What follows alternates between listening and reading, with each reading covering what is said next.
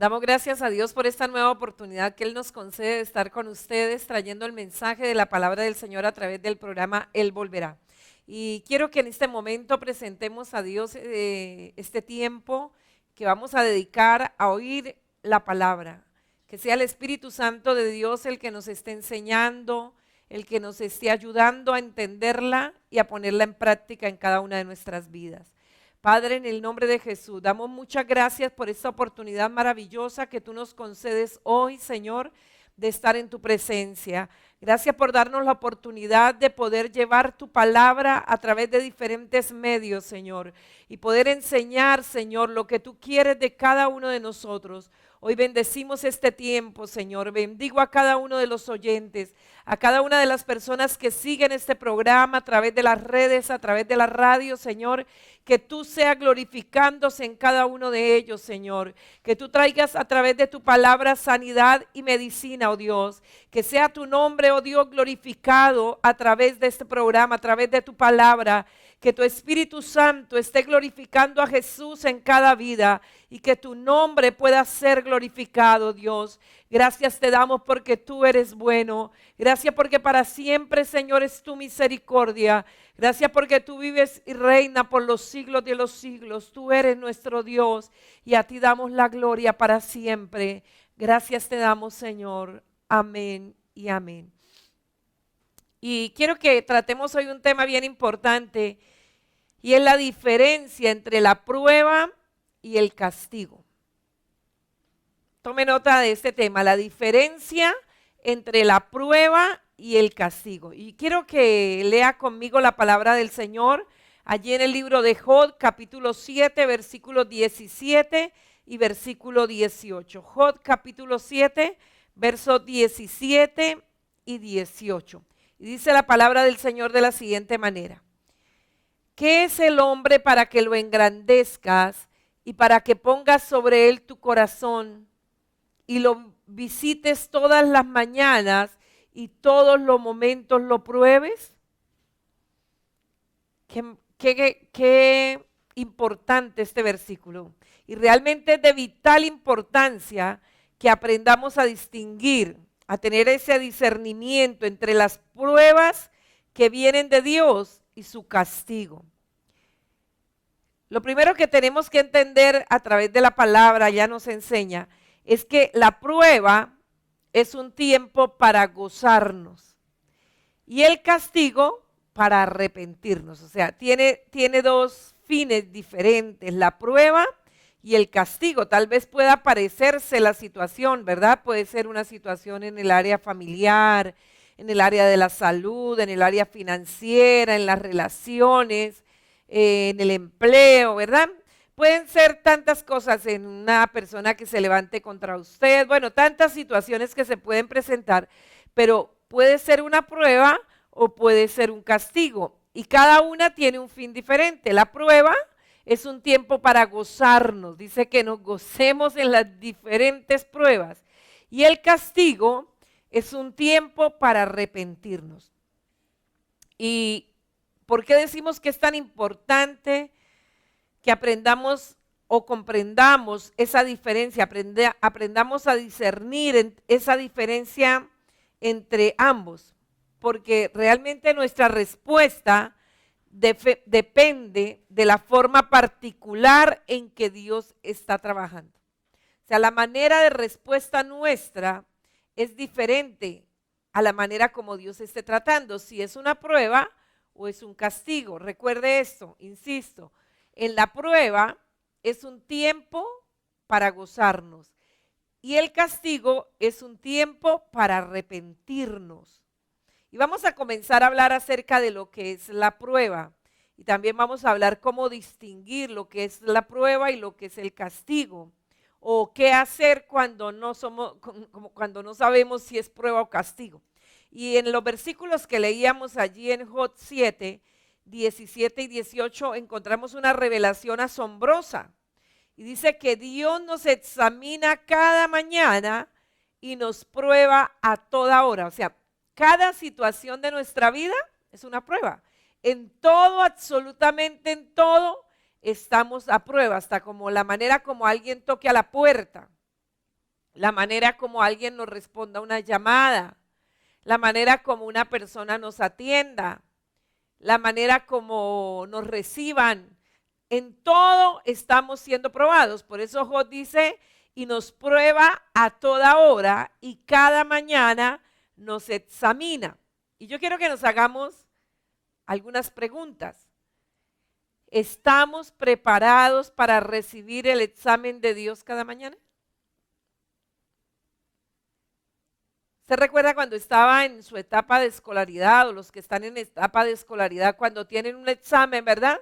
Estudian, preparan, bueno, están listos y en la mañana cuando salen para sus estudios van preparados para presentar ese examen o cuando vamos a presentar un examen de admisión o cuando vamos a presentar un examen de certificación. Bueno, nos preparamos. Yo le pregunto, ¿estamos preparados para recibir el examen de Dios cada mañana?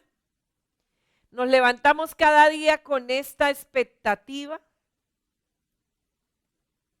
¿Por qué nos prueba Dios? ¿Con qué propósito? ¿Qué se propone Él al probarnos? Cuando leemos en el diccionario define la palabra probar como averiguar el valor de una persona o de un metal o al someterla a ciertos exámenes. Así define la palabra probar. Es averiguar el valor de una persona al someterla a ciertos exámenes. Tal vez cuando usted ha pasado solicitudes de trabajo, ¿verdad?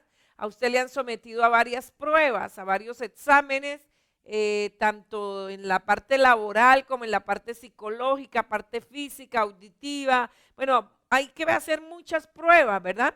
Para saber a ciencia cierta si realmente está apto para la labor que se va a desempeñar y el valor que la empresa asigna para ese desempeño. Entonces, para eso le hacen varias pruebas, para saber el valor o la capacidad de la persona. Bueno, Dios no nos prueba porque esté molesto con nosotros, porque una de las primeras cosas que a veces viene a nuestra mente cuando estamos sometidos a prueba es, ¿y qué estaré haciendo mal? ¿Y por qué me estará pasando lo que me está pasando? ¿Verdad? O tal vez pensemos que Dios desea desalentarnos, no, por el contrario. La prueba es una señal del favor de Dios con cada uno de nosotros. Es como quien dice, puso la mirada en mí. Y Él nos prueba porque Él quiere fijar nuestro valor. Por ejemplo, el joyero, dice en esta labor de joyería, él somete el oro y la plata a determinadas pruebas. ¿Y por qué somete el oro y la plata a diferentes pruebas? O algunos metales preciosos. Porque son metales valiosos. Él no se va a desgastar probando zircones o probando, ¿verdad? O sea, otro tipo de materiales que no son valiosos. No, lo que se prueba es los metales valiosos o los metales preciosos, que son los que tienen gran valor. La palabra del Señor allí en la primera epístola del apóstol Pedro, en el capítulo 1, versículo 7, la palabra del Señor nos dice de la siguiente manera: para que sometida a prueba vuestra fe, mucho más preciosa que el oro, el cual aunque perecedero se prueba con fuego, sea hallada en alabanza, gloria y honra cuando sea manifestado Jesucristo. O sea, las pruebas determinan nuestro valor delante del Señor, nuestro coraje, qué tan valiosos somos. Y la palabra del Señor nos relata allí en la época de los patriarcas de un hombre justo que enfrentó enormes pruebas. Y el libro comienza sobre todo haciendo una referencia al corazón de ese hombre. Yo creo que ya sabe quién es. Su nombre era Job. Y Dios no estaba enojado con Job. Dios no quería desalentar a Job. Por el contrario, Dios estaba orgulloso de Job. De hecho, se enorgullecía de él delante de Satanás. O sea, como quien dice, lo provocaba a Satanás diciéndole: ¿has visto un hombre como Job? Lea conmigo allí el libro de Job, capítulo 1, en el versículo 8. libro de Job, capítulo 1, verso 8, la palabra del Señor nos dice, y Jehová dijo a Satanás, ¿no has considerado a mi siervo Job, que no hay otro como él en la tierra, varón perfecto y recto, temeroso de Dios y apartado del mal? Qué impresionante que Dios pueda sentirse orgulloso de cada uno de nosotros. Fue capaz de desafiar al diablo con la vida de Job. Pero ¿cuál fue la respuesta de Satanás como es usual? Recuerde que Satanás es un ser egocéntrico y la manera de tentar al hombre es apelar a su egocentrismo. Y la respuesta de Satanás fue atribuirle motivos egoístas a la actitud de Job. Lea conmigo allí el versículo 9 del capítulo 1 de Job, cómo Satanás le responde a Dios. Y le dice, respondiendo Satanás a Jehová dijo, ¿acaso teme Job a Dios de balde? O sea, como quien le dice, ¿acaso es que Job te sirve porque te ama? No, es por lo que tú le das. Y como respuesta, Dios permitió que Satanás probara a Job.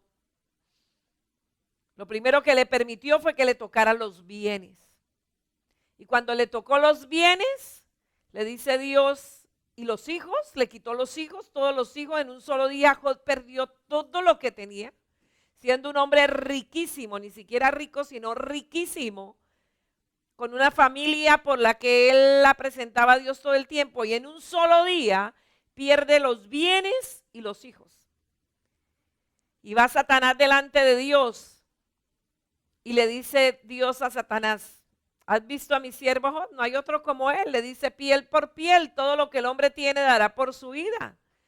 Claro, tú me permitiste que le tocara los bienes, pero no permitió que le tocara el cuerpo, que le tocara la vida.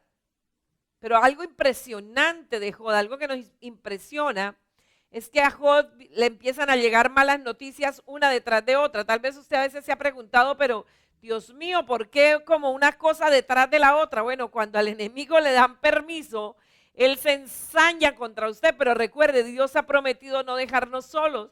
Dios ha prometido que nunca seremos probados más de lo que podemos resistir, que Él nunca nos dejará ni nos desamparará. Y Job, mientras le traían las noticias de los bienes, él estuvo ahí escuchando y llegó un mensajero y le dijo, mire, pasó esto, se acabó todo el ganado. Bueno, hasta que llegó el último mensajero. Yo le invito a que se lea el primer capítulo de Job. Es impresionante cuando llega el mensajero y le dice que la casa donde estaban sus hijos cayó y que todos murieron. Dice que él se postró en tierra y adoró. Impresionante, ¿verdad? Qué hombre tan impresionante. Y entonces cuando Satanás viene y le dice a Dios que claro que Job seguía egocéntrico, o sea que aunque se le había permitido quitarle todo, no le había permitido tocar el cuerpo. Entonces le dice, listo, tóquele el cuerpo, pero no le toque su vida. Mire, hermano, algo que debemos tener confianza en Dios, sobre todo ahorita que hay un temor impresionante a la muerte, ¿verdad? Tal vez antes lo veíamos como muy lejos, pero últimamente lo hemos visto más cerca, personas conocidas partiendo, falleciendo. Pero algo que usted y yo tenemos que entender es que Satanás no nos puede arrebatar la vida, ni siquiera podrá tocar nuestras vidas, quitarnos nuestras vidas, porque dice la Biblia que el que cree en Jesús no verá muerte. El día suyo, el día mío está determinado por Dios. Pero antes de que ese espíritu llamado muerte toque la vida de un creyente, ese creyente será recogido por los ángeles de Dios. Y Dios le dijo a Satanás, listo, tóquele el cuerpo, pero no le toques la vida. Dice la Biblia que le puso una sarna desde la coronilla de la cabeza hasta la planta de los pies, que Job permanecía en ceniza y se rascaba, dice la Biblia, con un tiesto. Era tan impresionante la picazón y gusanos le salían en el cuerpo. Pero algo que Job reconoció era que estaba siendo probado. Él entendió que estaba siendo probado. Aunque muchos quisieron acusarlo de pecado, él sabía que era inocente delante de Dios y que lo que él estaba viviendo era una prueba. Lea conmigo Job capítulo 23, versículo 10. Job capítulo 23, verso 10. La palabra del Señor dice así: mas Él conoce mi camino, me probará y saldré como oro. Mire, esto fue lo que le dio la fortaleza a Job para resistir. Usted lee el libro de Job y usted encuentra capítulos enteros donde Job clamaba a Dios en su agonía, prefería no haber nacido, prefería haber sido un abortivo, ¿verdad? Era una situación muy difícil. Mire, ahorita que hemos tenido que ver la partida de tantos padres de familia, madres de familia, uno ve el dolor tan tenaz que esto causa, ¿verdad? Y uno dice qué momentos tan difíciles, a veces no queda económicamente mayor cosa o no queda nada, ¿verdad? A veces quedan hijos pequeños, bueno, son tantas situaciones. Job lo que estaba viviendo era muy fuerte, sin hijos, sin riquezas, sin nada, absolutamente sin nada. Lo único que le quedó fue su esposa y una sarna terrible, ¿verdad? Y Job sabía claramente que él estaba siendo probado y que saldría como oro. Y esto fue lo que hizo que Job nunca se rindiera. Y vemos en la palabra del Señor cuando usted lee los capítulos de lo que sus amigos, supuestos amigos, vinieron a consolarlo, lo único que hicieron fue juzgarlo.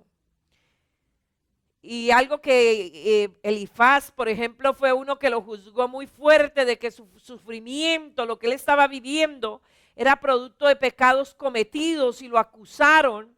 Sin embargo, al final en el capítulo 42 vemos cómo Dios lo reivindicó a Job y reprendió a sus amigos y hizo que Job tuviera que orar por ellos.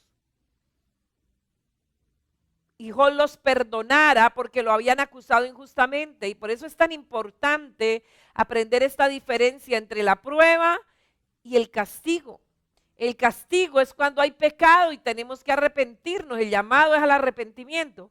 Pero en la prueba estamos siendo pasados por el horno de fuego para determinar nuestro valor. Bendito el nombre del Señor. Pero los amigos de Job no tenían discernimiento y lo juzgaron de que era que estaba en pecado, pero Job siempre les refutó que esa no era la causa de su sufrimiento. Lea conmigo Job capítulo 42, versículo 7. Job capítulo 42, verso 7, dice la palabra: y aconteció que después que habló Jehová estas palabras a Job, Job dijo a Elifaz temanita: mi ira se encendió contra ti y tus dos compañeros, porque no habéis hablado de mí lo recto como mi siervo Job. Mire, hermano, tengamos mucho cuidado. No emitamos juicios apresuradamente. A veces juzgamos apresuradamente y por eso muchas veces Dios se enoja, Dios se aira. Y muchas veces Dios nos invita a pedirle perdón a esa persona a quien juzgamos prematuramente o injustamente. Y Dios lo hizo así con los amigos de Job. Le recomiendo el libro de Job, es un libro maravilloso, es un libro donde podemos aprender muchísimo. Bueno, toda la Biblia es inspirada por Dios, ¿verdad? Pero Job nos enseña cómo o la actitud correcta que debemos tener cuando estamos a prueba. Otro hombre que también fue sometido a pruebas especiales porque tenía pues un llamado, un destino especial, fue Abraham. Abraham tuvo que sufrir muchas pruebas fuertes, ¿verdad? Dios le dice: le voy a dar un hijo, y ya 90 años y nada que aparecía el hijo, ¿verdad? Y luego de que nace el hijo, ya tiene 12 años aproximadamente, Dios le dice: sacrifícamelo. O sea, son pruebas difíciles, tuvo que huir por hambre a otros lugares, ¿verdad? Pero Dios tenía un destino especial. Y realmente también las pruebas tienen que ver mucho con el llamado de cada persona. Y la palabra de Dios, algo que nos enseña es que el destino especial de Abraham, aunque era un pagano, Dios lo llama para convertirlo en el padre del pueblo escogido de Dios, tanto del Antiguo como del Nuevo Testamento. Dice la palabra del Señor que Cristo Jesús murió en la cruz del Calvario para llevar la maldición de la ley sobre él y para que la bendición de Abraham hoy nos llegue a nosotros. O sea, hoy aún usted y yo disfrutamos de la obediencia de Abraham. Y la palabra de Dios nos advierte con toda claridad que como cristianos debemos esperar que vengan pruebas. O sea, eso no debe ser algo que nos debe, y eso lo tenemos que aprender porque aún llevamos años en el Señor y muchas veces nos sorprendemos de las pruebas, como que decimos: ay, ya no más, ya no quiero más pruebas. Pero la Biblia nos advierte que es algo que nosotros debemos esperar constantemente, todos los días, en cada situación estamos puestos a prueba pero a veces vienen pruebas específicas, que es cuando nos meten al horno, cuando nos llevan al desierto, ¿verdad? Son esas pruebas donde están determinando ese valor como hijos de Dios, como creyentes, como personas llamadas por Dios. Quiero que lea conmigo allí en Santiago capítulo 1, verso 2 al 4. Santiago, de los últimos libros de la Biblia, 1, versículos 2 al 4, y dice la palabra del Señor de la siguiente manera. Hermanos míos, tened por sumo gozo cuando os halléis en diversas pruebas, sabiendo que la prueba de vuestra fe produce paciencia. Mas tenga la paciencia su obra completa para que seáis perfectos y cabales sin que os falte cosa alguna. Amén. Dice la palabra del Señor que nos gocemos, pero yo creo que es uno de los mandamientos que muchas veces fallamos, y es que en lugar de gozarnos nos lamentamos cada vez que estamos puestos a prueba, y por eso muchas veces no la pasamos. Lea conmigo también allí en Santiago 5:11. Santiago capítulo 5, verso 11, dice la palabra del Señor. He aquí tenemos por bienaventurados, o sea, por felices a los que sufren. Dice, habéis oído de la paciencia de Job y habéis visto el fin del Señor, que el Señor es muy misericordioso y compasivo. Bendito el nombre del Señor. O sea, algo que la prueba debe generar en nosotros es una ocasión de gozo. La prueba es una ocasión de gozo para el cristiano, un tiempo para formar un carácter en el cual se hagan evidentes la compasión y la misericordia del Señor. Mire, si usted no hubiese tenido pruebas, no tendría testimonio, ¿verdad?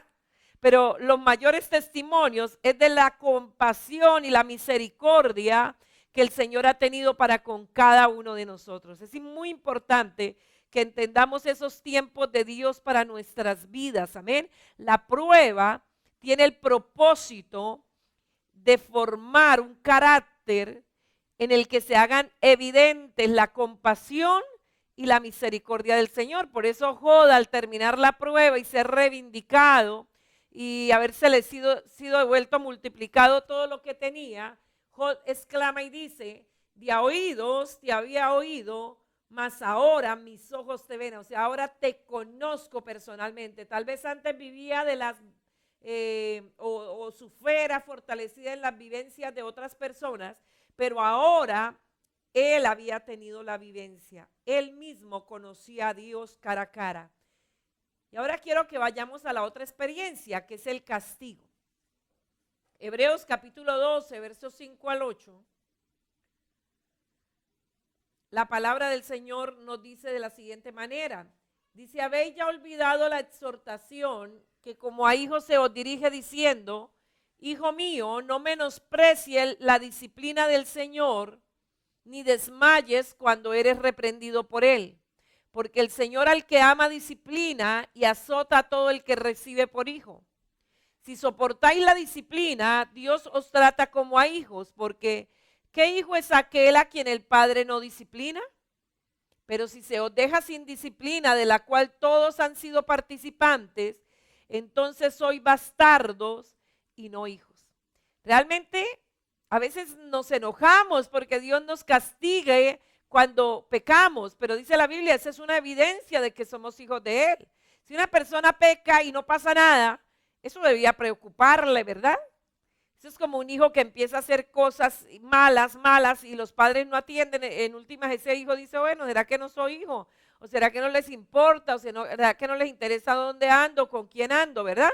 Lo mismo podríamos pensar nosotros si pecamos y no sucede nada, pero qué hermoso que cada vez que tratemos de desviarnos, Dios inmediatamente use el cayado y enderezca nuestro caminar. Veamos un ejemplo allí con Moisés en Éxodo capítulo 4, versículo 24 al 26.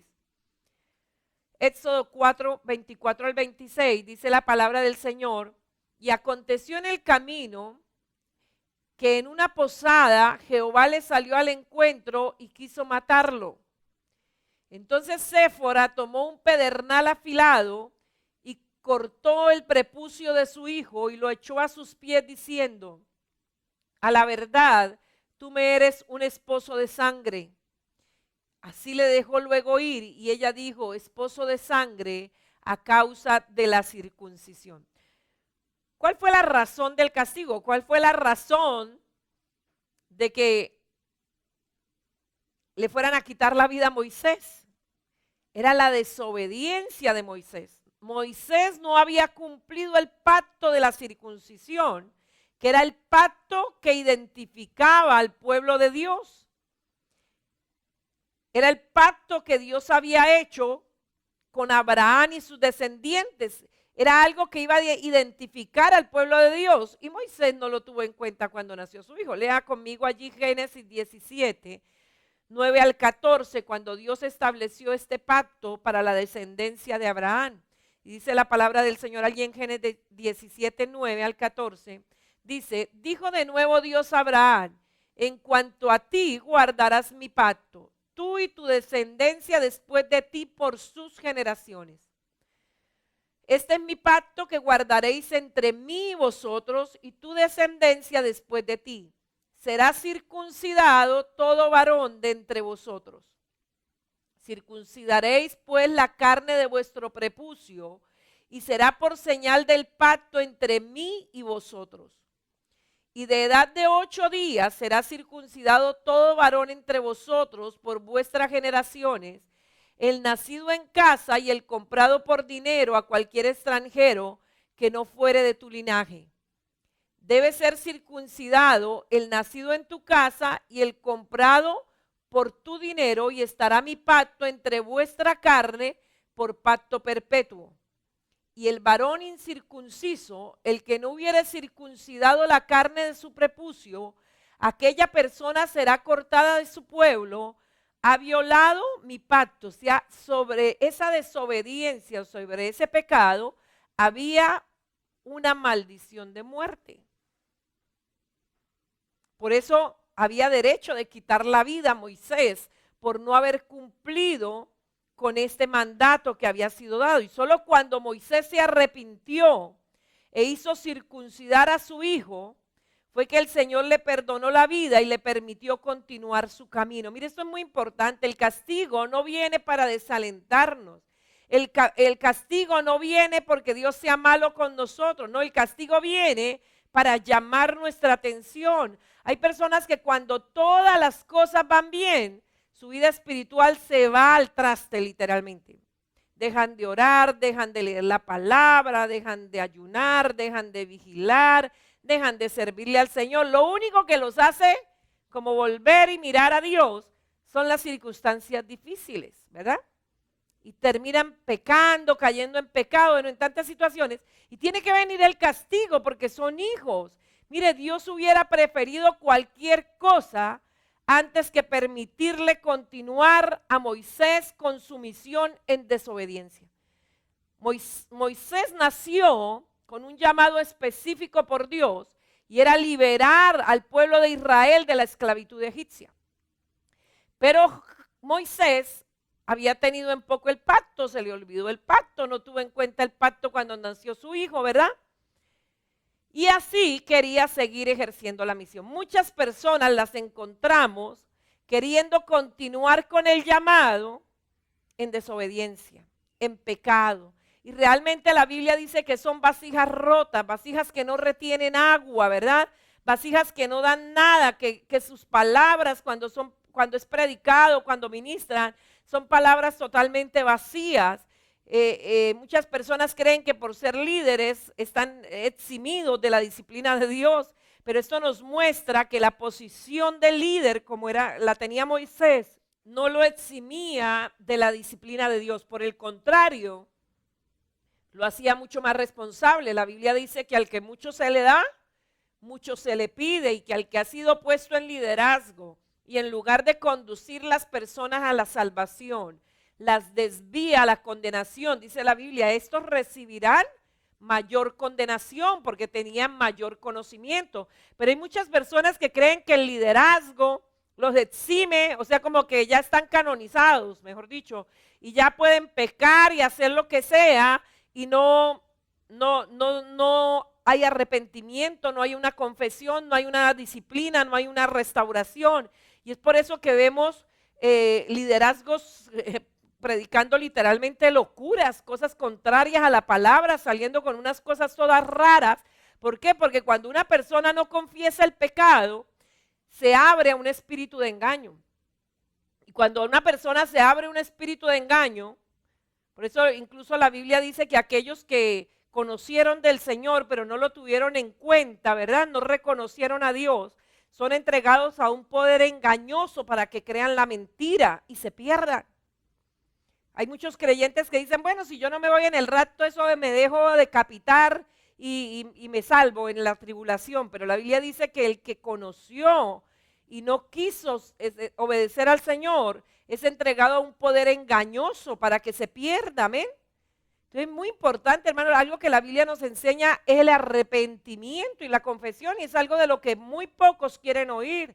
Hay muchos que no solamente les gusta que le digan de prosperidad y de las promesas de prosperidad de Dios, pero cuando le hablan de arrepentimiento, de confesión, de disciplina, no les gusta para nada eso. Pero vemos que el hecho de que Moisés era el líder principal después de Dios en el pueblo, quien estaba liderando era Moisés, Dios no lo exime de responsabilidad o de castigo por su desobediencia. Y es por eso tan importante que nosotros le digamos a Dios cada día que nos examine. Lea el Salmo, conmigo el Salmo 139, versos 23 y 24. Y dice la palabra del Señor de la siguiente manera: examíname, oh Dios, y conoce mi corazón. Pruébame y conoce mis pensamientos. Y ve si hay en mí camino de perversidad y guíame en el camino eterno. Mire, esta debería ser una oración que debemos hacer todos los días, todas las mañanas. Recuerde que todos los días somos examinados por Dios, pero necesitamos conocer el resultado de ese examen. Es muy importante la forma en que Dios revele, es lo que va a determinar nuestra respuesta. Nuestra respuesta ante el castigo, recuerde, debe ser el arrepentimiento, y nuestra respuesta ante la prueba debe ser la resistencia, amén. Debe ser gozarnos, debe ser estar ahí, adorarlo, reconocer que Él está ahí, bendito el nombre del Señor. Lea conmigo el Salmo 19, versos 12 y 13. Salmo 19, 12 y 13, dice la palabra del Señor de la siguiente manera: ¿quién podrá entender sus propios errores? Líbrame de los que me son ocultos. Verso 13 dice: preserva también a tu siervo de la soberbia, que no se enseñoreen de mí, entonces seré íntegro y estaré limpio de gran rebelión. Dice que lo haga consciente de los pecados que me son ocultos. O sea, no es que uno peque, sino que a veces son esos errores de los que no estamos conscientes. Y no quiere decir eso que sean pecados que se hagan a ocultos, secretos, no. No son secretos que podamos esconder de otros. Otros no, otros ven tal vez nuestro mal genio, otros ven tal vez nuestra soberbia, pero a veces nosotros no lo reconocemos, ¿verdad? No es que sean pecados secretos que las demás personas no se den cuenta de nosotros. Lo que pasa es que a veces es tan difícil decirle a una persona lo que vemos en ella. A veces no nos gusta que nos digan cuáles son nuestros errores. Cuando una persona tal vez es valiente y dice, mire, es que usted es una persona prepotente, nos enojamos, ¿verdad? Pero ¿qué es lo que está diciendo Dios? Usted me dijo que le mostrara los pecados ocultos. Mire, yo estoy colocando a esa persona para que se lo diga, ¿verdad? ¿Por qué? Porque no aceptamos muchas veces ciertas conductas que no glorifican a Dios, pero los demás sí lo están viendo. Tampoco son pecados secretos delante de Dios, aunque de hecho lo ofende, ¿verdad? O sea, cada pecado que cometemos, seamos conscientes de que es pecado, no seamos conscientes, ofende a Dios. Por eso es tan importante pedirle a Dios que nos examine y que vea si hay en nosotros algún camino perverso, nos lo revele para arrepentirnos y nos guía al camino eterno. Dios con frecuencia, si somos de verdad humildes, o sea, si de verdad queremos, es que Dios revele lo que sea. Y si tenemos que agachar la cabeza, y si tenemos que ir a pedir perdón, estemos dispuestos. Y si tenemos que confesar, estemos dispuestos. Dios con frecuencia Si somos humildes, nos va a revelar esos pecados hasta que nos humillemos y le invitemos a que examine nuestro carácter y pueda revelar nuestras motivaciones más profundas. Recuerde que Dios examina desde la motivación. Nosotros los seres humanos juzgamos la acción, pero Dios va a la motivación. ¿Qué me motiva a hacer lo que hago? ¿Por qué hago lo que hago? ¿Por qué miro como miro? ¿Por qué voy donde voy? ¿Por qué compro lo que compro? ¿Verdad? Todo Dios lo está viendo. Las demás personas también ven muchas cosas de nosotros y debemos estar dispuestos a oír esos errores que a mí me son ocultos, que yo tal vez no me siento que sea una persona orgullosa, pero como dice alguien, si una sola persona se lo dice, haga caso omiso, pero si ya se lo dicen dos o tres, mire cómo está actuando, ¿verdad? O sea, porque si todo el mundo me dice que soy mal geniado y yo sigo diciendo que no y todo el mundo lo dice, pues tengo que aceptar ese pecado de mal genio, porque la Biblia dice dejando la amargura, dejando la ira, dejando todas esas cosas que nos hacen amargos, ¿verdad? Que rompen las relaciones y nosotros no aceptamos, pues va a venir castigo, ¿verdad? Van a venir situaciones cada vez más complejas hasta que reconozcamos. O sea, cuando Dios quiere tratar con un asunto nuestro, Él no va a soltar eso hasta que no pasemos el examen. Y vendrá una cosa, y si no lo reconocemos, vendrá otra, y si no lo reconocemos, vendrá otra, y si no lo reconocemos, vendrá otra, ¿verdad? Pero Él lo que quiere no es humillarnos, no es maltratarnos, es formar nuestro carácter. Recuerde que la tarea de Dios con usted y conmigo es llevarnos a la imagen de la similitud de Cristo. Y realmente todos sufrimos diferentes situaciones, ya sean salud, relaciones, situaciones donde no vemos salida, ¿verdad? Situaciones financieras, pérdidas, bueno, tantas cosas. Dice la Biblia, esto que usted está viviendo, no lo está viviendo usted solo, no lo está viviendo usted sola. Lo están viviendo sus hermanos en todo el mundo. Y muchas veces no entendemos de dónde proviene, ¿verdad? A veces no sabemos si es una prueba o si es un castigo, y tal vez usted dice, pero pastora, yo ya le preguntaba al Señor y Él no me dice nada. Bueno, si no entendemos, pues debemos revisar todos los puntos. Eso es como cuando van a jugar, van y revisan todos los puntos, que todo esté en orden, ¿no es cierto? Si van a jugar béisbol, si van a jugar fútbol, pues se revisa que todos los puntos estén bien. Bueno, si usted no sabe si es castigo o es prueba, y no sabe si es que tiene que gozar y generar la resistencia que requiere la prueba, o debes arrepentirse, porque si usted se pone a resistir cuando tiene que arrepentirse, lo que le está abriendo es la puerta al enemigo. O cuando usted se pone a arrepentirse cuando tiene que resistir. Entonces es muy importante como que revisemos cada aspecto. Entonces lo primero que debemos revisar es el arrepentimiento. El mensaje de la Biblia es primero arrepentimiento y después creer. Arrepentíos y convertíos, dice el Señor, para que vengan de la presencia del Señor tiempos de refrigerio. Entonces lo primero que debemos hacer es pedirle al Señor que examine para ver si hay un pecado presente. Como le decía hace un momento, si de verdad estamos en una actitud dispuestos a recibir su dirección, Él lo hará. Pero si Él sabe que usted no está dispuesto, o sea, si usted le dice, Señor, examíname, pero si es tal cosa no, pero si es tal otra, pues Él no le va a revelar nada. Y cuando Dios habla de arrepentimiento, es como cuando un vehículo hace la 1, ¿cierto? Cuando se dio cuenta que iba por el camino errado y tiene que devolverse. Eso es arrepentimiento, dar media vuelta, cambiar de dirección, cambiar el sentido donde íbamos. Es lo primero que tenemos que examinar, pero con una actitud dispuesta a que Dios lo que me pida, yo lo voy a dar, como Abraham, cuando Dios le pide a su hijo, el hijo de la promesa.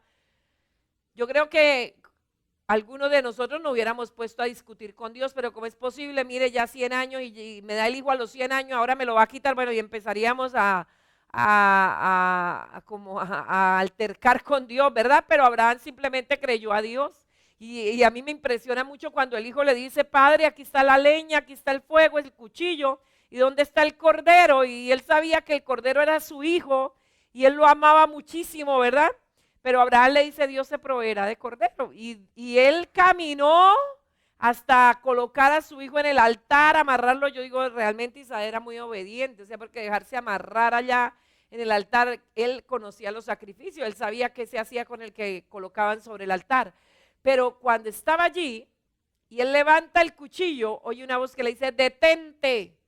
Y mira hacia atrás y ahí estaba la provisión de Dios. Lo primero que Dios quiere es que estemos dispuestos a lo que Él revele. Así nos duela lo que nos duela, nosotros estemos dispuestos a cambiar de dirección. A veces no son cosas de pronto que requieran demasiado cambio, pero son cosas que nos están quitando valor delante de Él. Son cosas que no nos están dejando llegar a la meta que Él estableció para nosotros. Lo segundo es el compromiso. Revisemos el compromiso. Romanos 10:9, la palabra del Señor nos dice de la siguiente manera.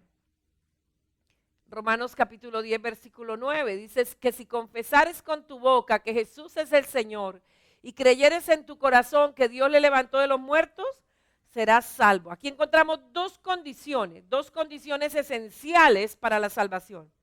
Cuando confesamos a Jesucristo como Señor, le estamos dando el control absoluto de nuestras vidas. Dice que si confesares con tu boca que Jesús es el Señor. O sea, cuando dice no es solamente decirlo de palabras, es tomar la decisión que a partir de ese día, Él tomó el control absoluto de nuestras vidas, de nuestro tiempo, de nuestro dinero, de nuestros talentos, de nuestras prioridades, de nuestras relaciones. Si el Señor no es el Señor de todo, entonces no es el Señor en lo absoluto, ¿verdad? O es el Señor o no es el Señor. Entonces es muy importante que revisemos eso, el compromiso. ¿De verdad le estamos entregando todo al Señor? ¿De verdad Él es el Señor de todos los aspectos de nuestra vida? ¿O solo de una parte queremos que Él sea el Señor? ¿O solo para que nos resuelva los problemas es que acudimos a Él? ¿Solo para que solucione o nos dé o haga lo que nosotros deseamos y no lo que Él quiere?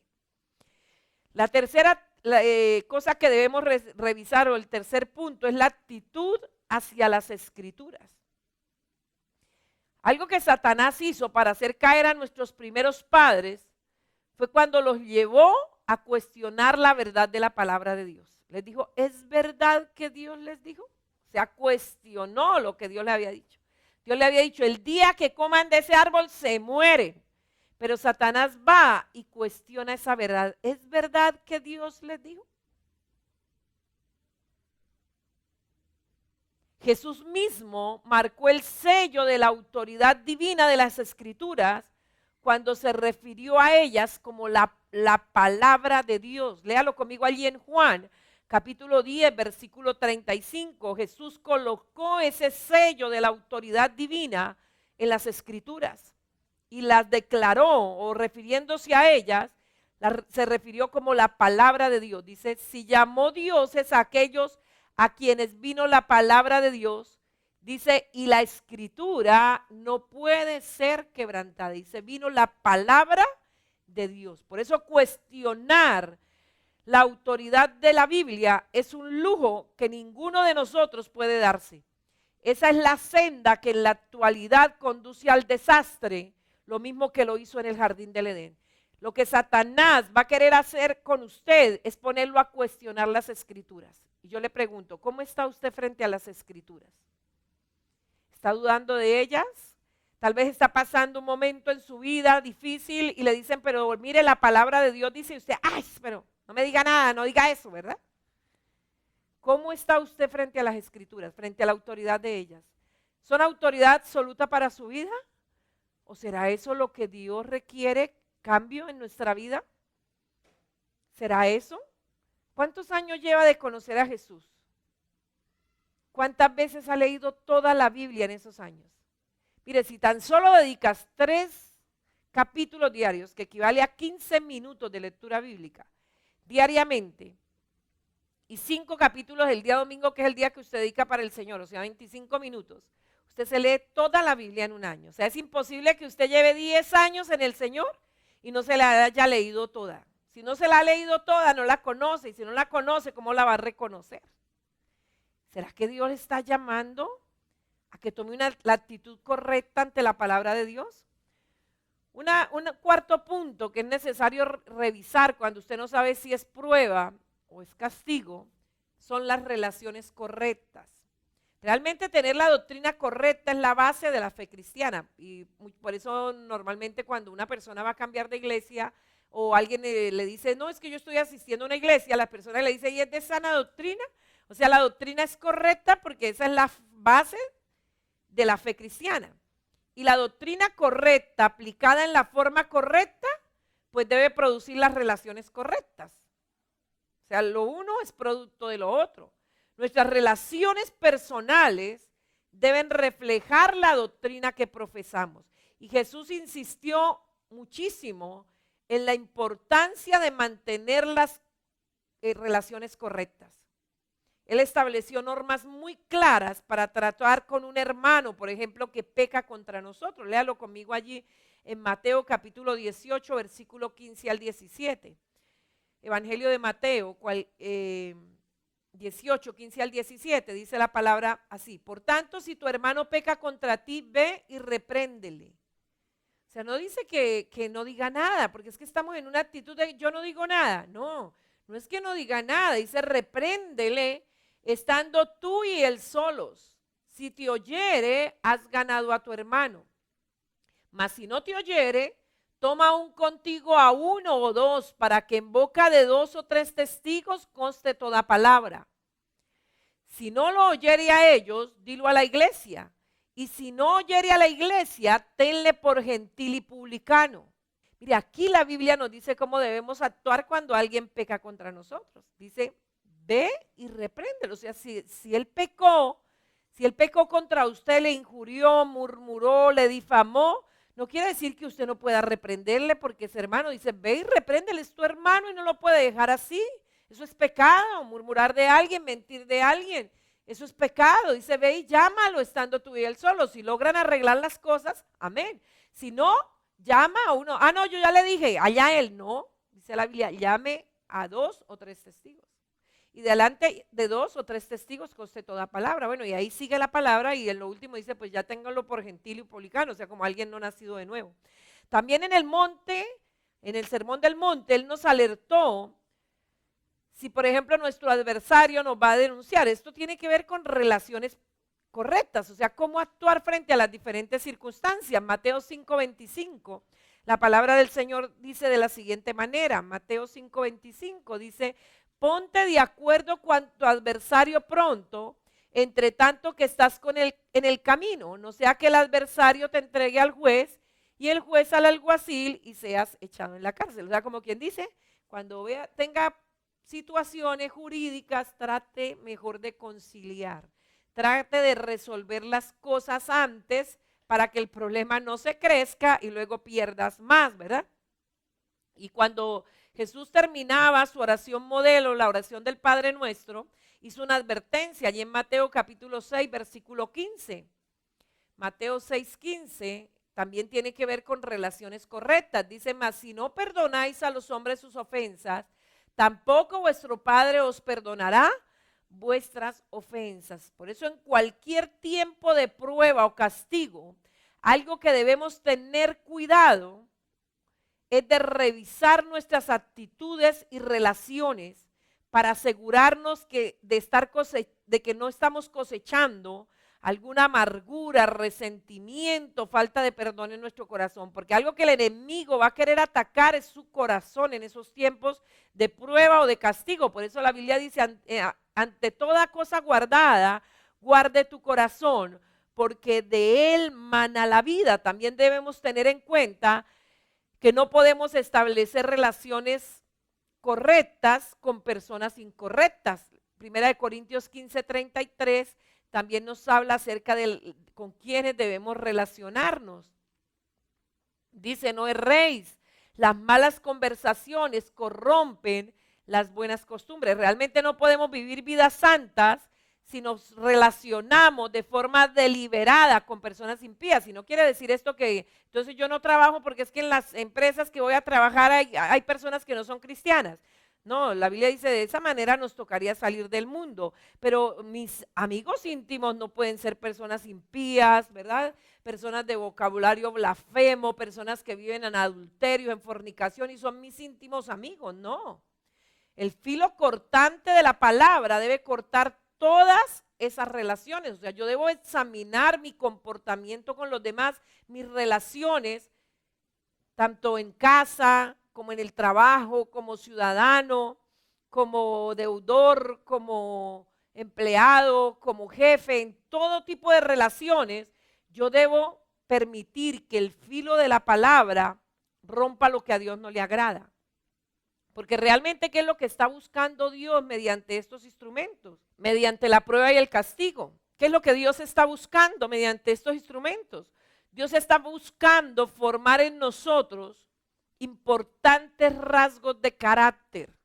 Él está buscando formar en nosotros la confianza y la resistencia. Y realmente la resistencia es un aspecto esencial para sobrevivir en la batalla espiritual que estamos.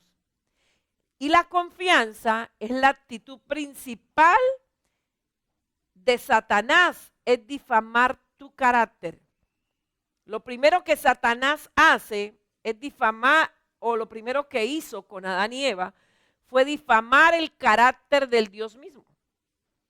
Satanás dejó implícita la idea en la mente de Eva de que Dios era un Dios arbitrario, de que Dios era un Dios injusto, que Dios era un Dios sin amor, que Dios estaba evitando y que se estaba oponiendo a que ellos tuviesen un conocimiento mayor.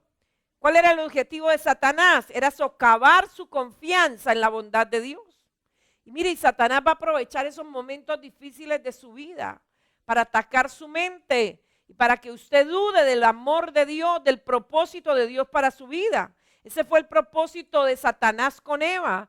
Y debido a la desconfianza que Satanás logró colocar en el corazón de Eva de la bondad de Dios, Adán y Eva comenzaron a dudar de la palabra de Dios y entonces desobedecieron. Pero lo primero que Satanás va a tratar es que usted cuestione la palabra de Dios. Y él va a usar incluso a veces predicadores para que usted dude de la palabra de Dios, va a usar maestros para que usted dude de la palabra de Dios.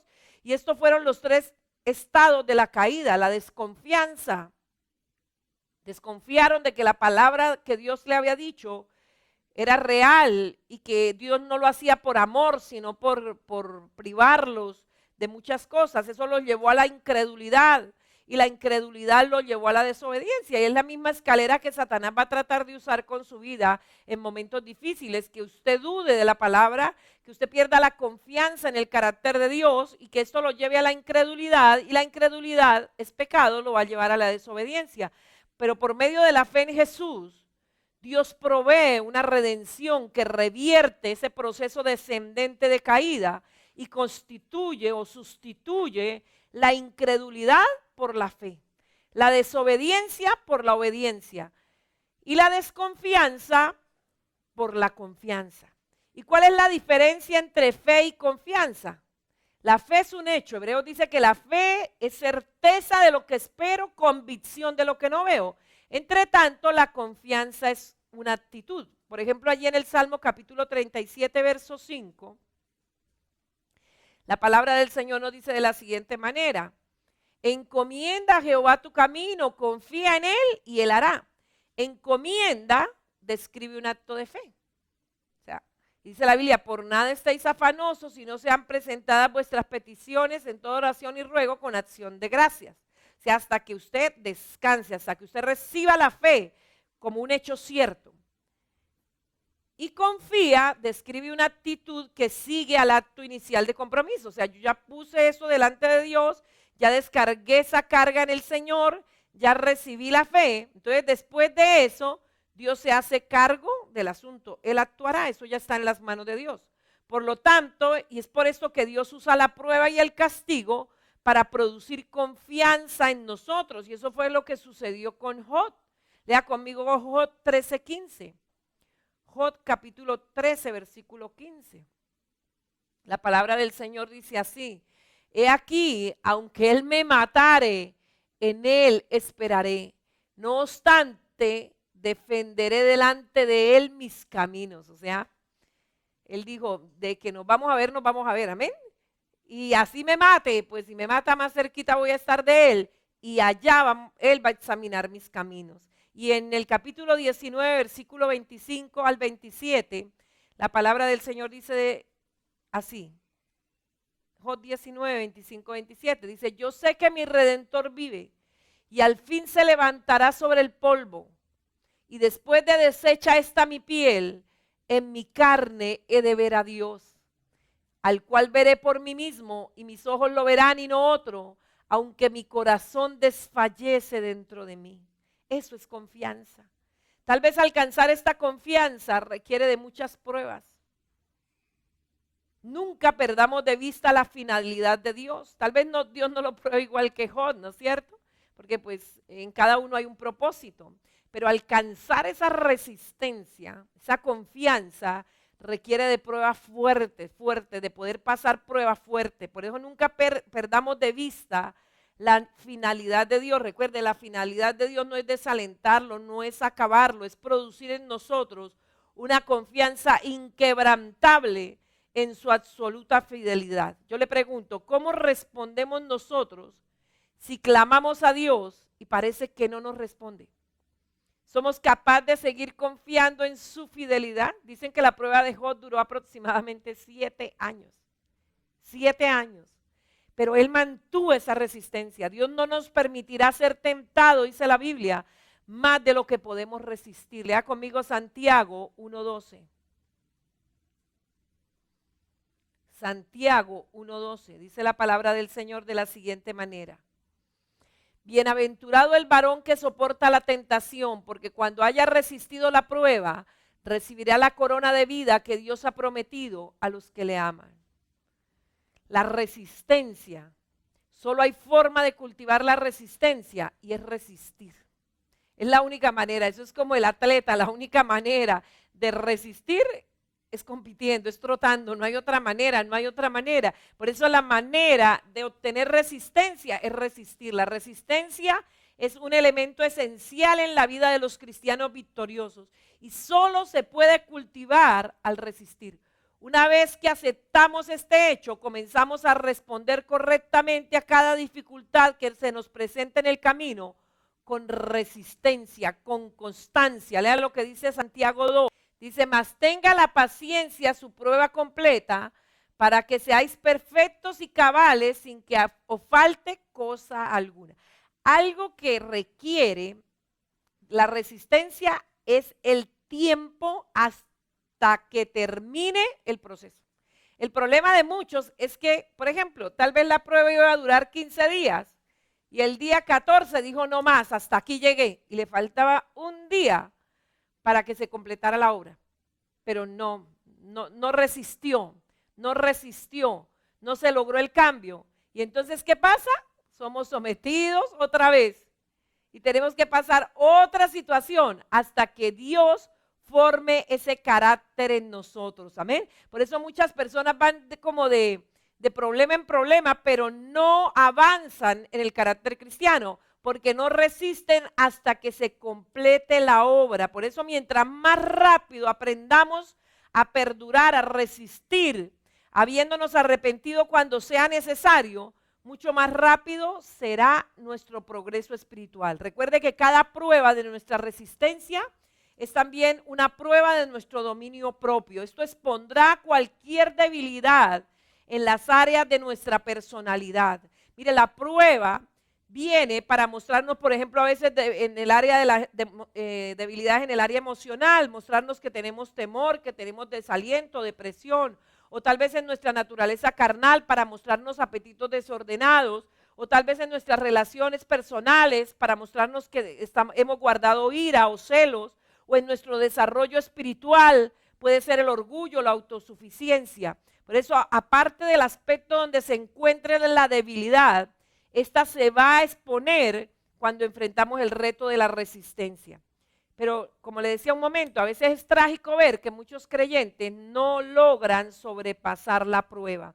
Pero cuando haya, dice la palabra del Señor, resistido la prueba y alcanzado, dice, recibirá la corona. Bendito el nombre del Señor. Mire, Dios quiere no solamente que quitemos el pecado, sino aquellas cosas que nos entretienen y no nos dejan lograr la meta. A veces tenemos entretenimientos que no nos traen ningún significado espiritual, o demasiadas preocupaciones por los negocios, por el dinero, por la salud, por la política, o paseo frecuente, y entonces ya abandonamos en nuestra relación con el Señor, la asistencia a la iglesia, el servicio, o la moda, o los deportes, bueno, o demasiado interés en el mercado de valores. Y a veces nos gastamos tanto tiempo en cosas que no tienen valor eterno y estamos dejando de lado las cosas que tienen valor eterno, y Dios tiene que llamar nuestra atención, ya sea a través de la prueba o a través del castigo. Que Dios les bendiga, que Dios les guarde. Le invito a que comparta esta enseñanza, y si le es posible volverla a oír, le recomiendo que la vuelva a oír. Recuerde, somos la Iglesia Misionera Embajadores de Cristo. Estamos ubicados en nuestra sede central, carrera 14B 45100, nuestros teléfonos 642-0408, o en nuestra página web www.embajadoresdecristo.com.co, o en las redes como Iglesia IMED. Que el amor de Dios, que la gracia de Jesús y la comunión del Espíritu esté con todos ustedes. Recuerden nuestras reuniones presenciales, hoy domingo 8 de la mañana, 10:30 y 2:30 de la tarde, los martes y viernes 6:30, y virtualmente todos los días a las 6:30. Que Dios les bendiga, que Dios les guarde. Ahora puedes hacer tus donaciones, ofrendas o diezmos de dos maneras: ingresando a embajadoresdecristo.com.co/donaciones, o en la cuenta corriente de Bancolombia 2911 84 64 175.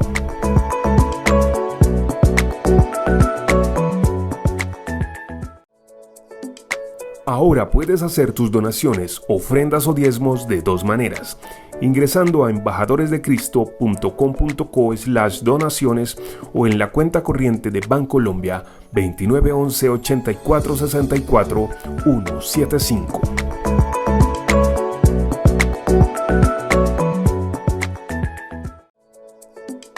Ahora puedes hacer tus donaciones, ofrendas o diezmos de dos maneras: ingresando a embajadoresdecristo.com.co/donaciones, o en la cuenta corriente de Bancolombia 2911 84 64 175.